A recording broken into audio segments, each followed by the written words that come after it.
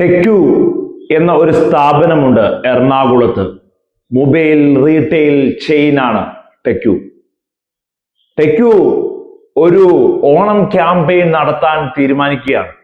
ആ ഓണം ക്യാമ്പയിൻ നടത്താൻ തീരുമാനിക്കുമ്പോൾ പുലികളി തൃശ്ശൂര് ടീമിനെ ആദ്യമായി എറണാകുളത്ത് കൊണ്ടുവന്ന് മഹാരാജാസ് ഫസ്റ്റ് ഗേറ്റ് മുതൽ ഹൈക്കോടതി ജംഗ്ഷൻ വരെ പുലികളെ ഇറക്കി പുലികളി നടത്തി ചെണ്ടമേളങ്ങളും വാദ്യങ്ങളും ഒക്കെയായി അവരുടെ ക്യാമ്പയിൻ ലോഞ്ച് ചെയ്യാൻ അവർ തീരുമാനിക്കുന്നു.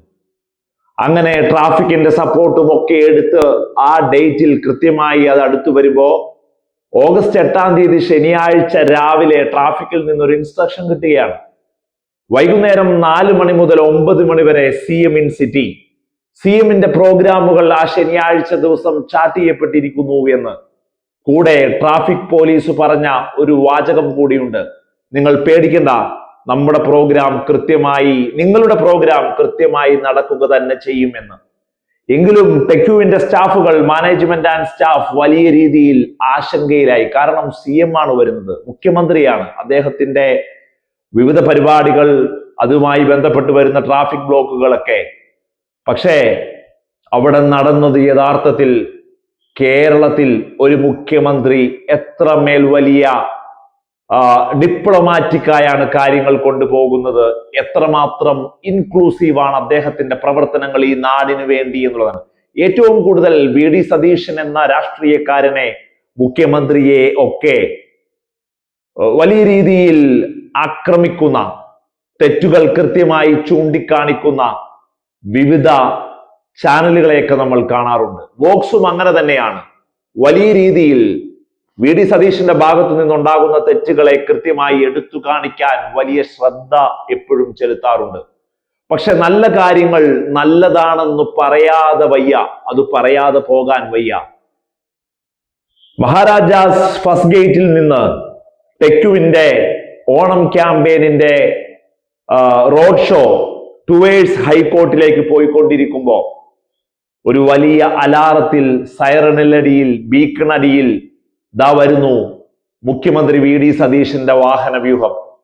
ട്രാഫിക് പോലീസ് ഒരാളോട് പോലും ഒരു നിയന്ത്രണവും ഏർപ്പെടുത്തിയില്ല എന്ന് മാത്രമല്ല, VD സതീശന്റെ വാഹന വ്യൂഹത്തിൽ നിന്ന് കേരള സ്റ്റേറ്റ് നമ്പർ 1 എന്ന് എഴുതിയ കാറ് ഒരൽപ്പം സ്ലോ ആവുകയാണ്. എന്നിട്ട് ആ ചിരിയോടുകൂടി, സ്വതസിദ്ധമായ ചിരിയോടുകൂടി VD സതീശൻ ആ ജാഥയിൽ, ആ റോഡ് ഷോയിൽ ഉണ്ടായിരുന്ന പെൺകുട്ടികളോടും കുട്ടികളോടും പുലികളോടും ഒക്കെ കൈ കാണിച്ച് സംഘാടകരോടൊക്കെ ആശംസ അറിയിച്ച് കടന്നു പോകുന്ന വലിയ ഒരു സംഭവമാണ് എറണാകുളത്തുണ്ടായത് കഴിഞ്ഞ ദിവസം. ഇതെടുത്തു പറയാതിരിക്കാൻ വയ്യ.